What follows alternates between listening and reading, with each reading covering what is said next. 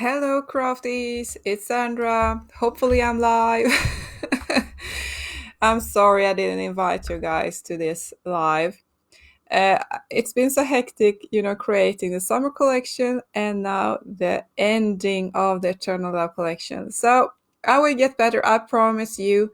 I even got myself into this boot camp with Facebook with my mentor, so I will get better. She will kick my butt, I promise. Or won't you, Cara? Anyway, in this quick live, I just wanted to share my tips and tricks on how to print your designs at home, because this is something that I often see people asking about. And um, printing designs at home isn't hard. It is quite easy if you know what to do. Of course, as always, when you know what to do, it's easy, right?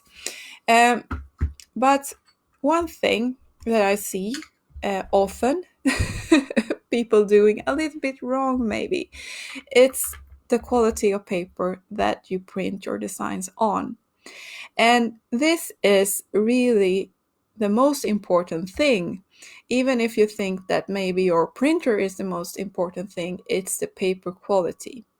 Because often you can get away with a little bit lousy printer if you have, really high quality paper at home.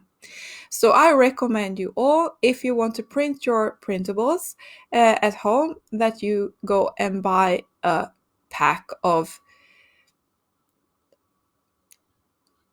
maybe not the cheapest paper in the paper shop or your craft shop, okay? And I will show you what I use when I print. First of all, we start there. My absolute favorite paper to print on is this. And I'm not an affiliate or anything with Epson, but I have used Epson now for years, and I really, really love their products. And this is the matte paper in heavyweight. And let's see here how thick it really is.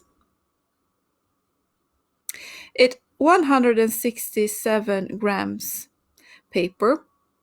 So this is A4, but you can get this in US letter or A3, or they have many sizes.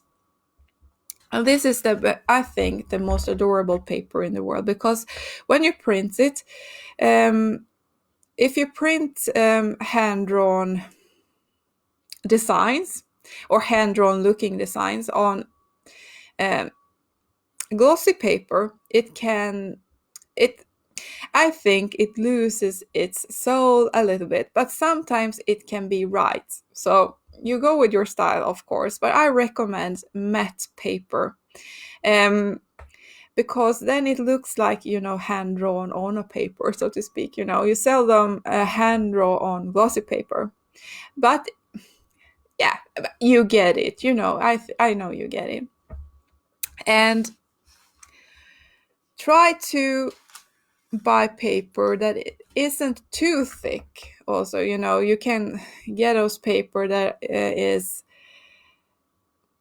up to 300, 400, and check that first, so your printer can, push the paper through the machine without its lagging or dragging, because then the printing will get all smeared because there will be too much ink there.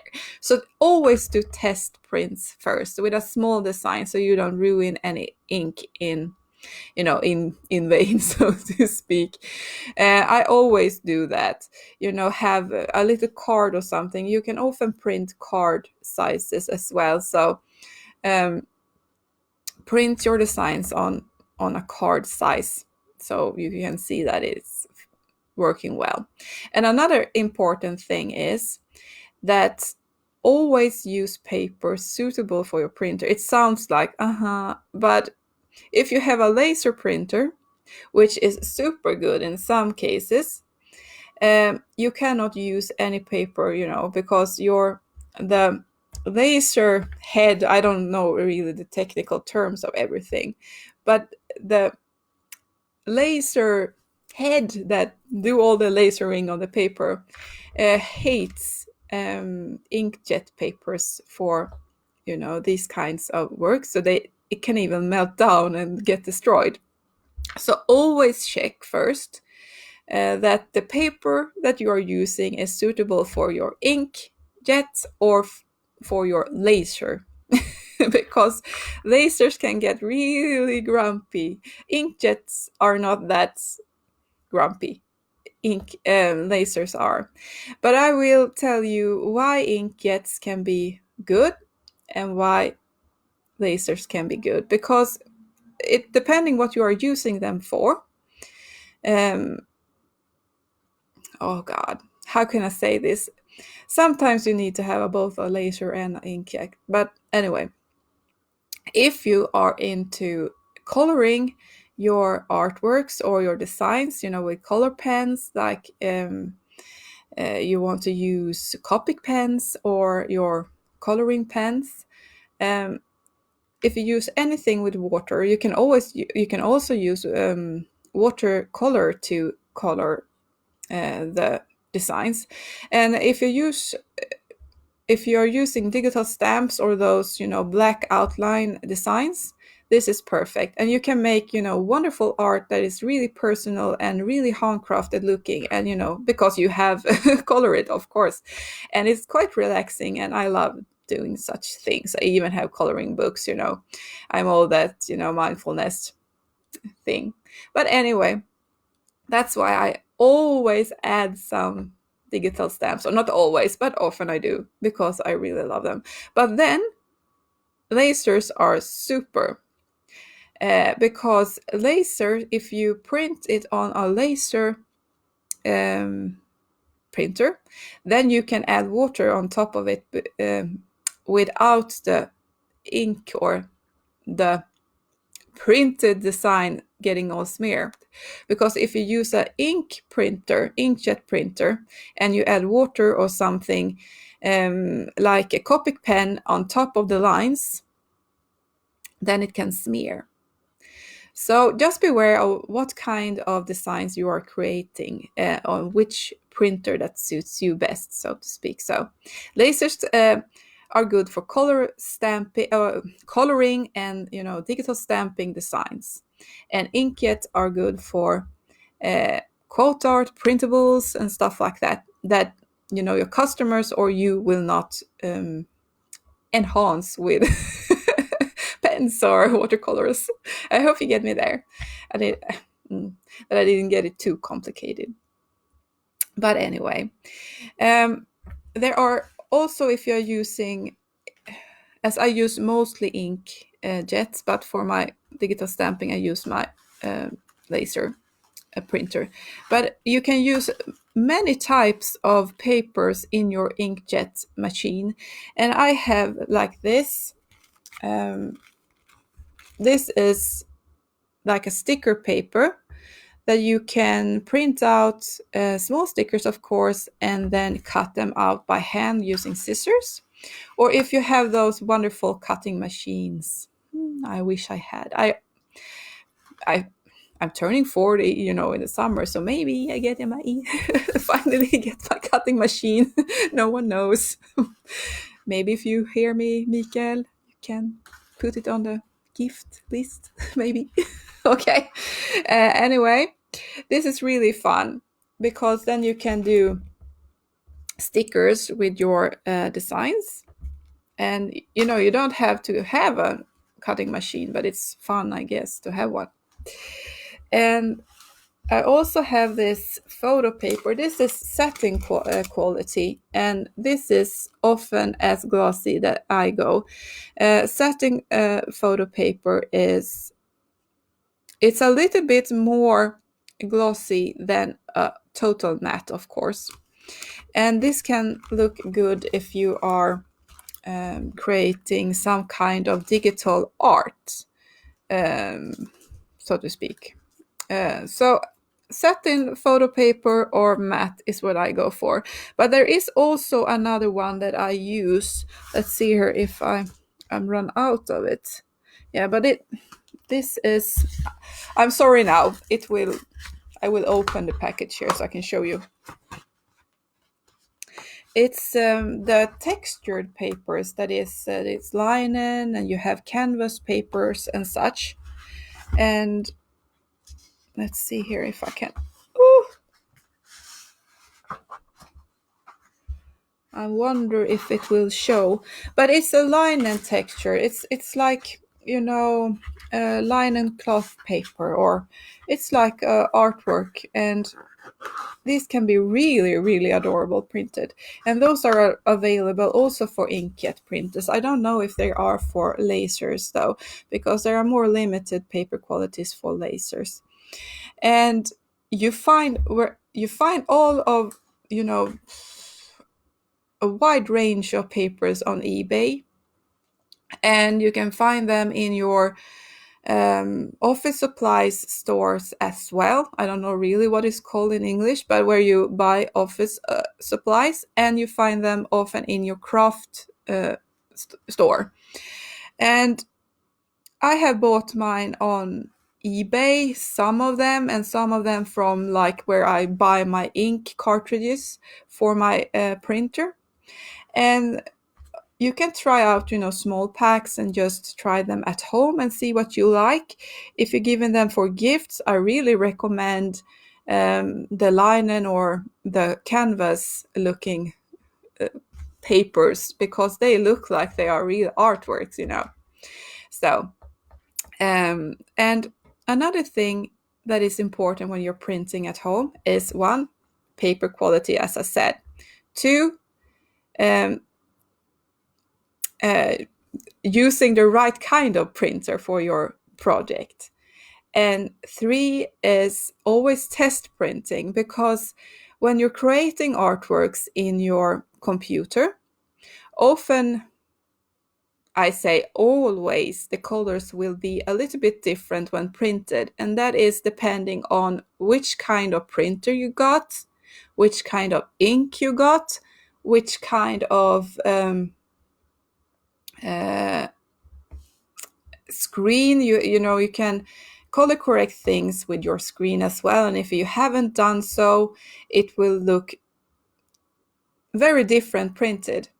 And if you watch or if you create your printables on your tablet, you can do so. If you have like Canva or something like that, and you print it, it will look very different. And that's the same thing if you buy printables, say on Etsy or somewhere, that it often looks very different printed.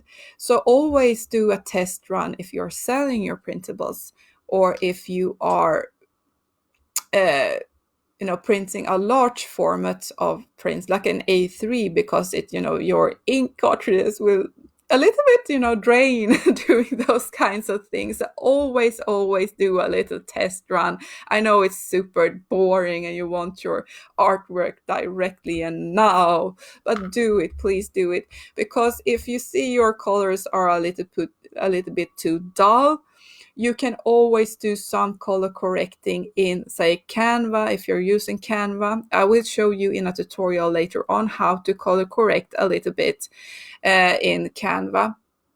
And I will add that to the class as well as a bonus thing, because I think that is very important, or I have noticed it's something that we really have to learn a little bit more sometimes, because it's so easy to look, you know, at your screen and think, now it's perfect. I do this sometimes too, and like, this must look good printed, because I have printed so many things, so I should know. But sometimes some colors are more difficult than others, and just do a test print and your customers will be super happy that they receive something that isn't all dull and, you know, yeah, you get it. So it's super important.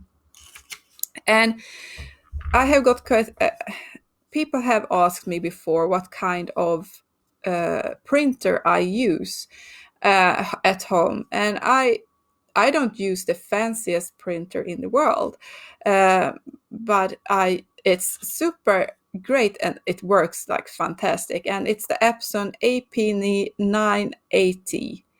Um, I can write it here in the description, in the comments maybe, so you can see it. I'm not affiliated, as I said before, in any way with this Epson company, but I often use Epson if I have a choice. I know Canon is good too, but uh, let's see here. Epson. I'm just writing here so you can see it later. I use the Epson AP 980 printer at home. And this printer, I got it for some kind, I think several years ago now, and it has scanner as well. And this is something fun because if you have Canva Pro, the Pro version of Canva, you can use your artwork. If you do the flowers, say with ink pen, you can remove backgrounds and stuff like that in that. So you can make your own artworks and create them into printables if you want to. So that's something fun also. I'm just thinking here. And another thing that I have noticed, even if I showed you, this ink club thing and everything like that, is that if you're going to sell your prints to a customer, always try to use the color, the ink that is supposed to be used with the printer. And I know they are often very pricey, I know.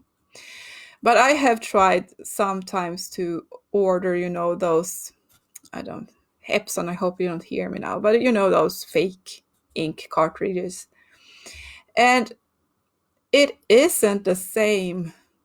I can tell you, it isn't the same. So I use Claria Photo HD ink to my Epson printer, and that works the best.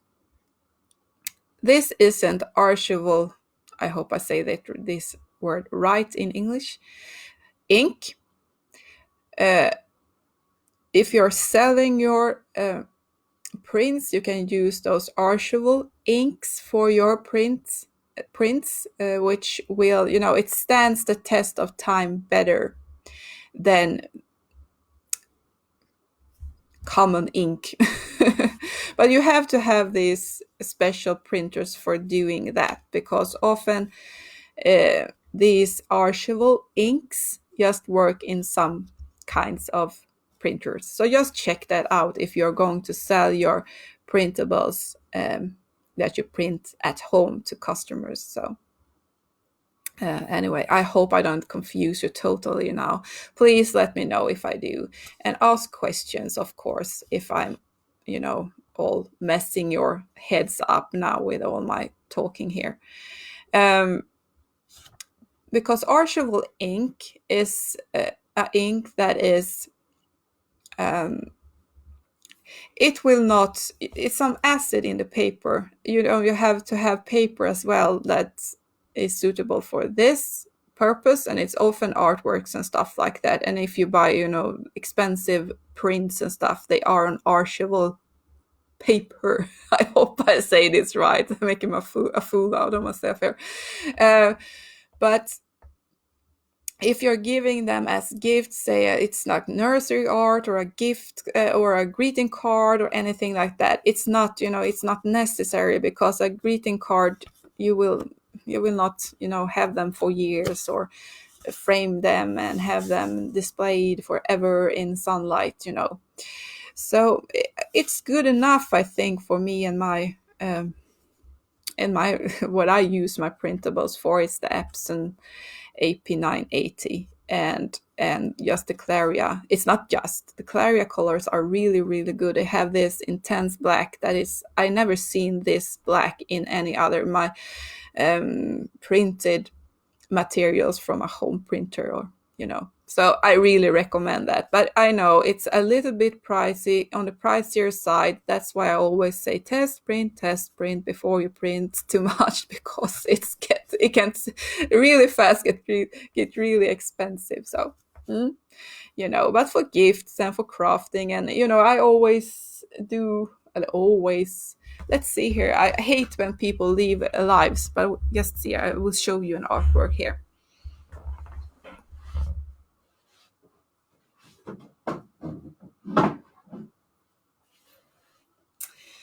Like this.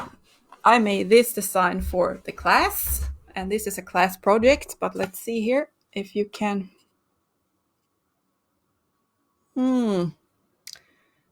So shiny.